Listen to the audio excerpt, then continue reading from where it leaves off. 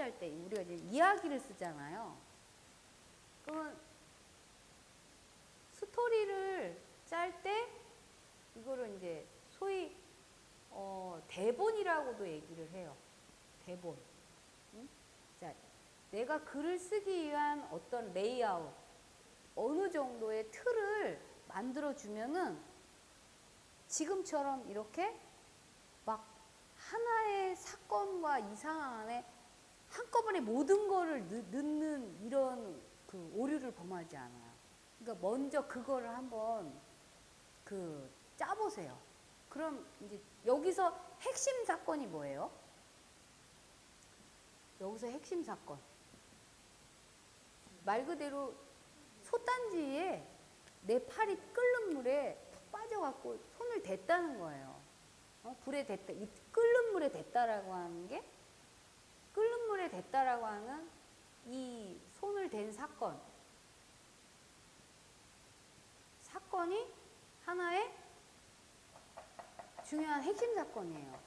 그러면은 이 사건을 지금 떠올리셨잖아요. 그러면 보세요. 이 사건이 왜 일어나게 되었는가에 대한 육가원칙을 생각해 보실 필요가 있어요. 육가원칙이 뭐예요? 누가, 언제, 어디서, 무엇을, 어떻게, 왜? 이게 있을 거 아니에요? 그러면 여기서 끓는 물에 손을 댄 사건인 주인공이 누구예요? 나죠. 그리고 이 사건이 일어나게 된 계기에는 수정이라고 하는 친구가 나온단 말이에요. 그쵸? 그러면 보세요. 언제? 자, 6살 때야. 6세 무렵. 그쵸? 누가? 나와 수정이가. 그쵸? 어디서 무엇을? 자, 부엌 있는 솥단지가 있는 여기 안에서. 이게 어디서예요? 그러면 그래서 거기서 서로 밀치다가 자, 어떻게 이런 사건이 일어났다는 거예요. 자, 대략 핵심 사건은 이건데 그러면 나는 이거에 대한 스토리보드를 어떻게 짤 거냐라고 하는 거예요. 그러면 이야기 구성에 3요소가 있다 그래요. 그게 뭐예요? 인물, 사건, 배경이라고 그러죠. 인물, 사건, 배경. 그럼 보세요. 지금 우리 영란님이 쓴 글이 내가 6살 때 어느 추운 겨울 한 동네 살고 있는 수정이란 친구가 놀자고 왔다. 근데 방에 들어가서 수정이는 밖에 나가서 놀자. 나는 방에서 놀자. 실갱이를 하다가 솥단지에다가 내 손을 댔다는 사건이 아주 명확하게 들어있어요. 그러면 이제 제가 이 글을 읽으면서 궁금했던 게 이제 뭐였냐면 수정이라는 친구는 수정이라는 이걸 인물이라고 표현할게요. 어떻게 생겼냐고 여쭤봤어요. 뭐 키가 컸냐? 작았냐? 뭐 어떻게 생겼냐? 이런 외양묘사 같은 이런 게 하나 들어갔으면 좋겠어요 라고 제가 말씀드렸던 것 같아요. 그다음 또 하나는 이 공간이 방에 있었는데 방에 있고 부엌 사이에 이 소위 말하는 이 집의 구조가 어떻게 생겼냐고 제가 질문을 드렸던 것 같아요. 응? 이 집의 구조가 어떻게 생긴 거예요? 이 두 가지를 여쭤봤던 것 같아요. 읽으면서 이게 궁금해지더라고. 아까의 핵심 사건은 친구가 놀자 그래갖고 불에 데인 사건이 핵심 사건이잖아요. 스토리보드를 짤 때, 자, 공간부터 얘기를 할 건지, 그러니까 소위 말해 이걸 배경이라 그래요. 집의 구조부터 얘기를 할 건지, 아니면 핵심 사건 안에 들어가는 인물, 나와 친구에 대해서부터 얘기를 할 건지, 응? 아니면 이 사건부터 얘기를 할 건지. 그럼 보세요.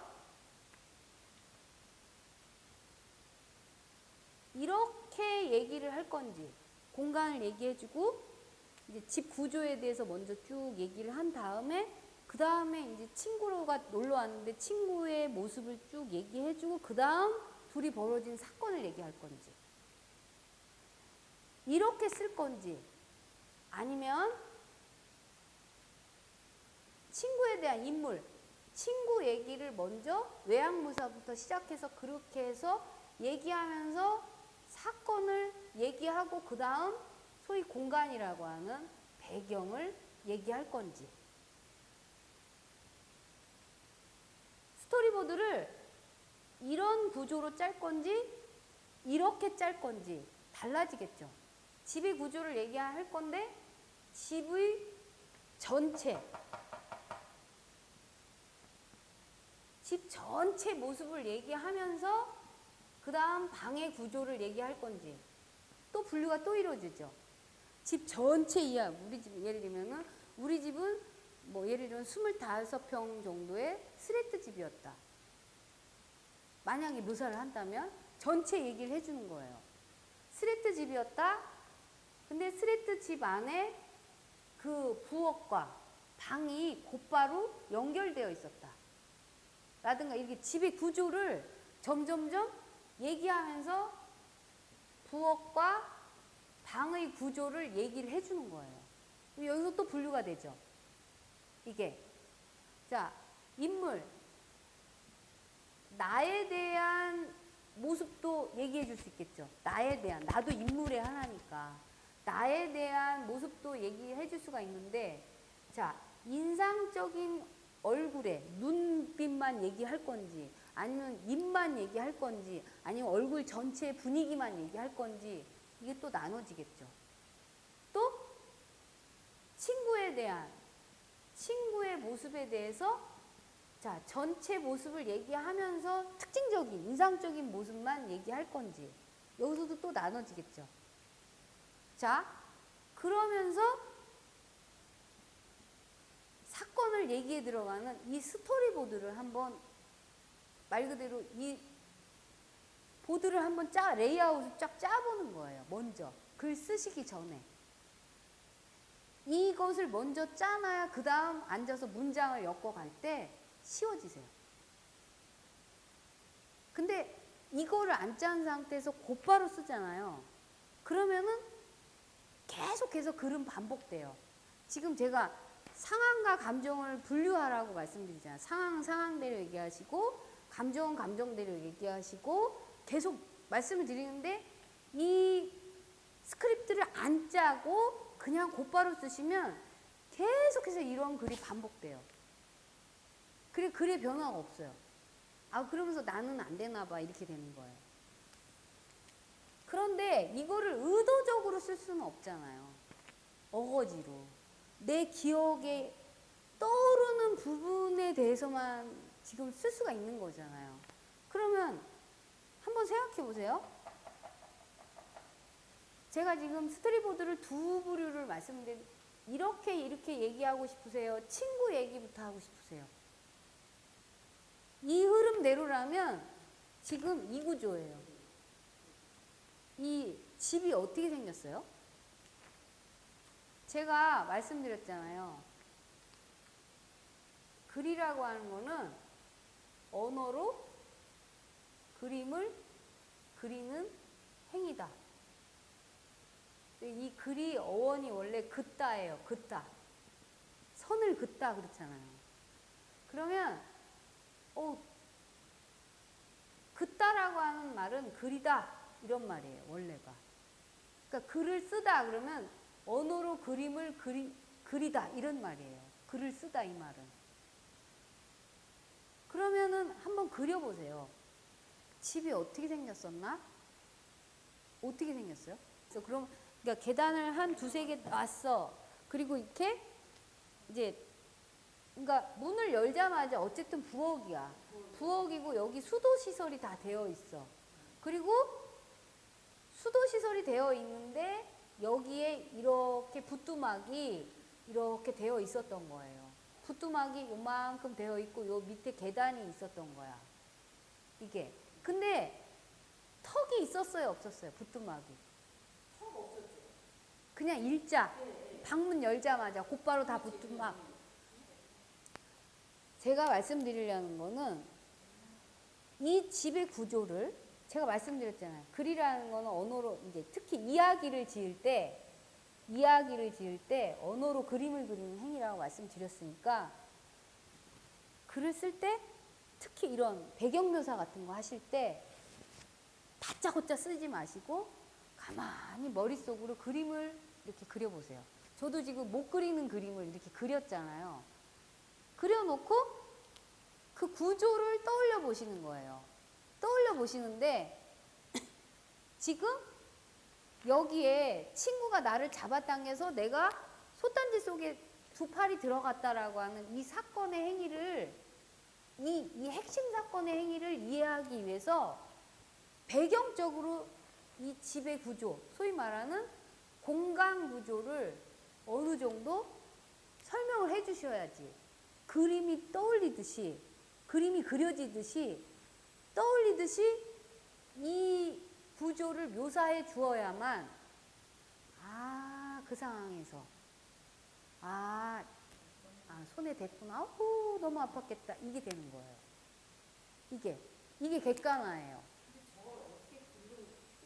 이 전체를 다 쓰실 필요는 없어요.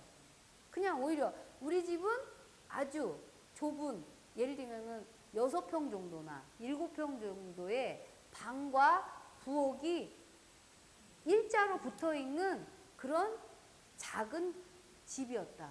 이렇게 한 문장으로 그냥 표현해 주시면 돼요. 그래서 여기 보세요. 단칸방살이를 했다라든가 방 하나짜리에서 몇 명이 살고 있었다라든가 그래서 방문을 열자마자 곧바로 부뚜막이 일자로 만들어져 있었고 그 옆에 아궁이가 있어서 솥단지에 엄마가 물을 끓이고 있었다라든가 이렇게 이거를 설명해 주시고 그 다음 그 핵심 사건에 대해서 자세히 한번 오늘 써보세요. 그러면 너무나 훌륭한 거의 유명 소설가 저리 가라의 글이 나와요. 이게 그래야지 이때 내가 얼마나 아무것도 할 수 없는 상황이었는지에 대한 것들에 대한 정당성이 생겨요. 그러니까 보세요. 스크립을 짤 때 아까 말씀드린 대로 핵심 사고는 내가 알고 있어. 그러면 내가 공간 배경이라고 하는 왜 인물 사건 배경 중에 배경을 먼저 쓸 것인가 아니면 인물을 먼저 쓸 것인가 아니면 사건부터 쓸 것인가. 그런데 지금 내 기억이 이 배경부터 지금 흘러가요. 그러면 이 배경 안에서도 집의 전체 구조 안에서 부엌과 방의 구조를 먼저 설명을 해주고 그 다음 인물로 들어가시던가.